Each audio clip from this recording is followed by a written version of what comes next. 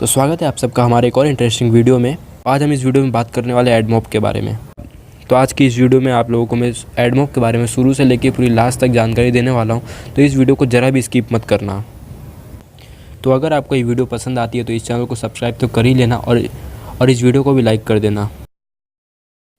So hello friend, this is me Sunny and you are watching YouTuber Sunny.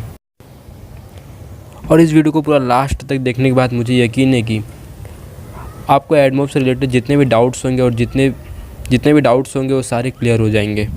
AdMob यह Google की एक advertisement service है। AdMob को 10 अप्रैल 2006 में बनाया गया था। फिर गूगल ने 2009 में एडमॉब के डेवलपर से एडमॉब को ख़रीद लिया और आज भी ये गूगल के ही पास है। और समय के साथ गूगल इसमें छोटे बड़े अपडेट्स लाते रहता है और इसके टर्म पॉलिसी को भी चेंज करते रहता है। एडमॉब भी एक एडवर्टाइजिंग एड कंपनी है। आपने एडसेंस के बारे में तो सुना ही होगा, जो यूट्यूब चैनल और वेबसाइट पे अपनी ऐड प्रोवाइड करता है।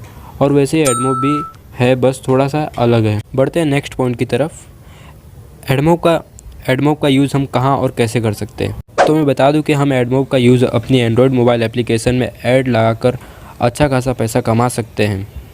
अच्छा खासा का मतलब काफ़ी ज़्यादा पैसा कमा सकते हैं, लेकिन ये आपके एप्लीकेशन पे डिपेंड करता है कि उसके कितने एक्टिव यूज़र्स हैं। अब आप ये सोच रहे होंगे कि गूगल के पास पहले से जब एडसेंस जो ऐड प्रोवाइड कराता था तो गूगल ने एडमॉब को क्यों ख़रीदा। तो मैं बता देता हूँ कि गूगल अपनी मोबाइल एडवर्टाइजिंग नेटवर्क को काफ़ी बड़ा करना चाहता था, इसलिए गूगल ने 2009 में एडमॉब को ख़रीदा था।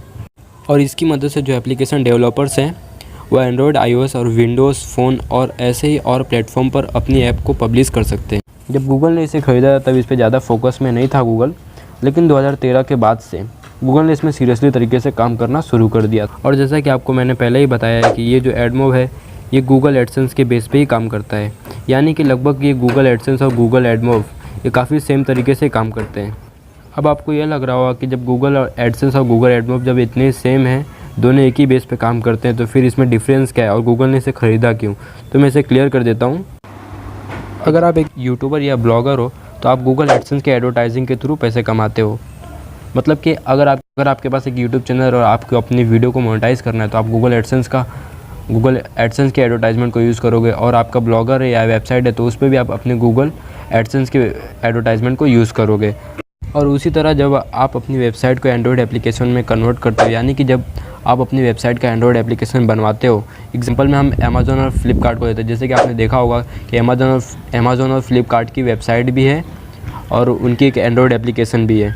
उसी तरह जब आप अपनी एक वेबसाइट को एंड्रॉयड एप्लीकेशन में कन्वर्ट करवाते हो, इस जगह पे आपको एडमॉब के एडवर्टाइजिंग सर्विस को यूज़ करना पड़ेगा, ना कि एडसेंस की, क्योंकि एडसेंस सिर्फ वेबसाइट और ब्लॉगर पे और यूट्यूब चैनल पे अपनी एडवर्टाइजमेंट सर्विस चलाता है और वह एंड्रॉयड एप्लीकेशन पे अपनी एडवर्टाइजमेंट सर्विस नहीं चलाता। लेकिन एडमॉब जो है यहाँ पे एंड्रॉयड एप्लीकेशन में अपनी ऐड को प्रोवाइड करवाता है। तो आपको अब गूगल एडसेंस और गूगल एडमॉब के बीच का डिफरेंस तो पता चल ही गया होगा। तो आई होप आपको ये वीडियो ज़रूर पसंद आई होगी। और जैसा कि वीडियो पूरा देखने के बाद आपको समझ में आ ही गया होगा कि एडमॉब एक गूगल का एडवर्टाइजिंग सर्विस है और इसकी ऐड को हम अपनी एप्लीकेशन में लगाकर पैसे कमा सकते हैं। वीडियो पसंद आई हो तो वीडियो को लाइक करना और चैनल को सब्सक्राइब करना मत भूलना। तो नेक्स्ट वीडियो में एक और इंटरेस्टिंग टॉपिक के साथ, तब तक के लिए गुड बाय।